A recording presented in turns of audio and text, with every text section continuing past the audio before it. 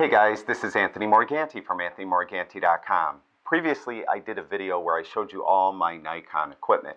In this video, I'm going to show you my Fujifilm equipment. Now, I did do a video probably about 6 months ago where I talked about why I chose Fujifilm when I made the move to mirrorless cameras. So I'm not going to talk about all those reasons in this video.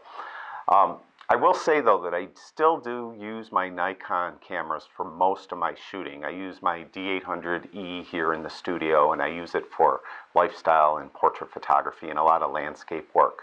What I do use the Fujifilm for though is street photography exclusively. I really don't use the Canon cameras at all for street photography, and a lot of times for travel photography, particularly if I'm traveling with my family.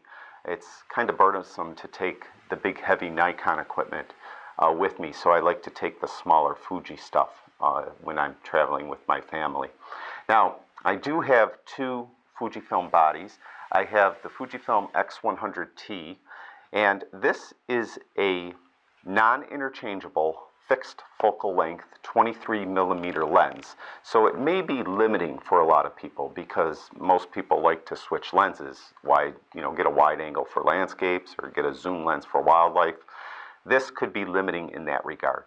It's a great lens for street photography. As a matter of fact, many folks that cannot afford a Leica swear by this camera. They think it's a great street photography camera, and I do too. I don't use it just for street photography though. I often find if I'm going to a party or I'm going out with my family or something like that, and I just want to bring a camera with me, I'll bring this because it's small enough to carry around and it doesn't get in the way. And works great. I think it's a great camera, but again, it has that 23mm non-interchangeable fixed focus lens, so that could be limiting for you. My main Fuji camera though is this one. It's the Fujifilm Xt One, and I use it a lot. I use this for street photography most of the time. I just love this camera. I love the knobs. I love just about everything about it. I think it's a great camera. And with the later firmware updates by Fuji, it focuses great. That was probably my main complaint when I first got it, was it didn't focus as well as my Nikon cameras, but now it's focusing great with the latest firmware updates. So this is my main camera for travel photography and street photography. I like it a lot. Now when I bought it in a kit, and it came with this lens. It was a deal at B&H. This is an 18 to 135 f/3.5 to 5.6 zoom lens, and it's weatherproof like the camera. This camera is weatherproof as well. And it's a nice lens. And when I went to Washington, D.C., I think it was recently, and I just brought this camera with this lens and did all my shooting with this 18 to 135. It worked out great. f/3.5 to 5.6, it's probably not as fast as you might want a lens to be, but typical zoom, I would say. So it worked out great. It's very sharp, and again, I mentioned it's weatherproof, so that's a very, very nice lens. Now, the main lens I use for street photography though is this one. It's a 23mm f/1.4 lens. It's pretty expensive lens, but it's awesome. Super sharp, super fast focus, great lens, and I use this for all the street photography. I'll have this lens I usually have this lens on for street photography, let's say that. Recently too, I think my last trip to New York City, I brought that camera, and I brought this zoom lens, but I also brought this one, and actually left this one on and did almost all my shooting with that 23mm lens.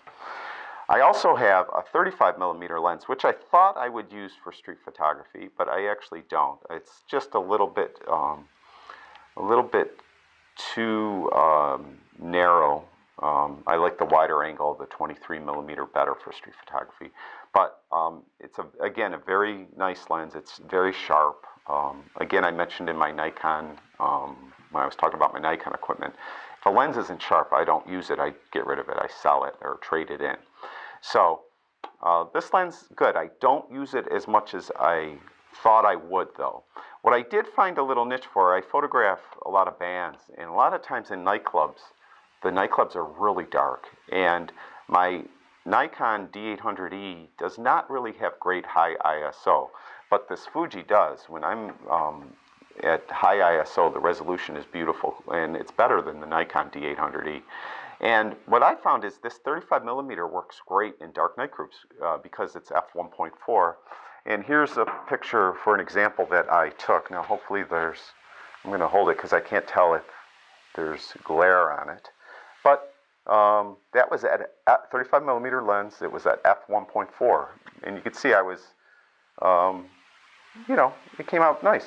It's just, that was really dark. I guess I really can't describe it as well because, well, for instance, there was another photographer there and she had a Nikon camera and she had the kit lens and she couldn't get a shot. Her ISO just didn't go high enough. So that was a nice situation to have for this lens. Now, the next two lenses I really just got because I want to teach photography, and I know a lot of people are using mirrorless cameras, and I wanted to do some videos where I'm using a mirrorless camera instead of a big expensive Nikon D800E. So this one is a 56mm f1.2. And I want to do some videos in the future where I'm demoing this as a portrait lens. And the limited use I have on it, it's like awesome. It really is a great lens, great bokeh, and that's the main reason why you want to buy one of these 56mm f1.2 lenses. So it's very nice, and look for that this spring probably.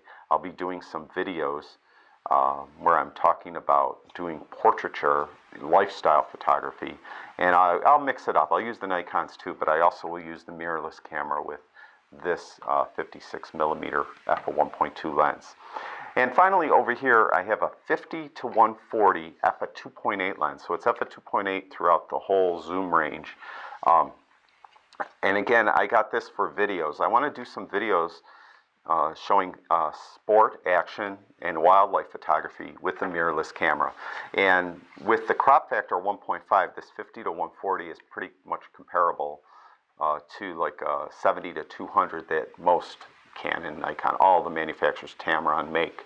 So this too is weatherproof, so if you're out shooting wildlife and it's a little bit wet out or anything like that, this should hold up very well. And that's why I got that, for just videos to show you guys how to do that type of shooting. So that's it. That's really all my Fujifilm equipment. That is a lot less than my Nikon equipment, but I just started getting into Fujifilm a little over a year ago, as I'm, you know, as you probably know from watching my previous videos. So if you have any questions, always feel free to ask. And thank you. I really appreciate you watching my videos. I'll talk to you guys soon.